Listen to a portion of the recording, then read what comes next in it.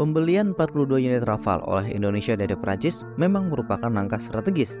Namun, ada aspek yang mungkin dianggap sepele saat ini, namun ternyata bisa berdampak di masa depan.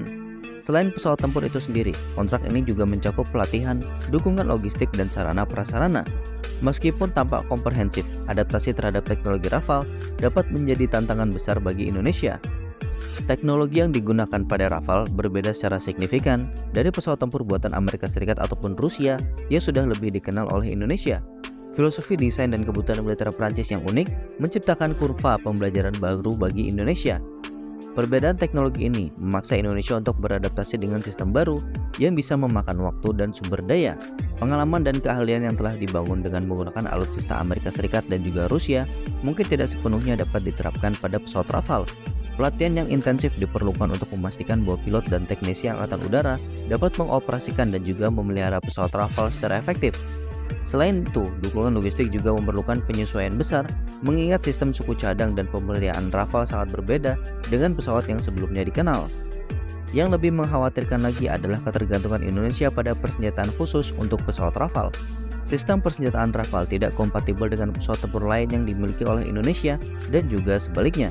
Hal ini berarti bahwa Indonesia harus menginvestasikan lebih banyak dana untuk membeli persenjataan yang kompatibel dengan Rafale tanpa bisa menggunakan amunisi yang sudah dimiliki untuk pesawat lain. Hal ini tentu akan mengurangi fleksibilitas operasional dan dapat menimbulkan masalah logistik di masa depan, terutama dalam situasi konflik yang memerlukan reaksi yang cepat. Keunikan teknologi Prancis ini memang menguntungkan bagi Prancis sendiri karena mereka dapat memastikan ketergantungan penuh pada produk dan dukungan mereka.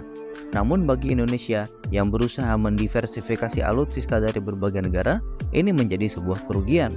Ketergantungan pada satu sumber dapat mengurangi kemampuan Indonesia untuk merespon dengan cepat dalam situasi darurat jika terjadi masalah dengan pasokan atau dukungan dari Prancis. Untuk mengatasi potensi masalah ini, Indonesia perlu mempertimbangkan strategi yang cermat. Salah satu langkah yang dapat diambil adalah dengan membeli sebanyak mungkin amunisi maupun rudal untuk Rafale sejak awal, guna memastikan ketersediaan persenjataan yang cukup untuk jangka panjang.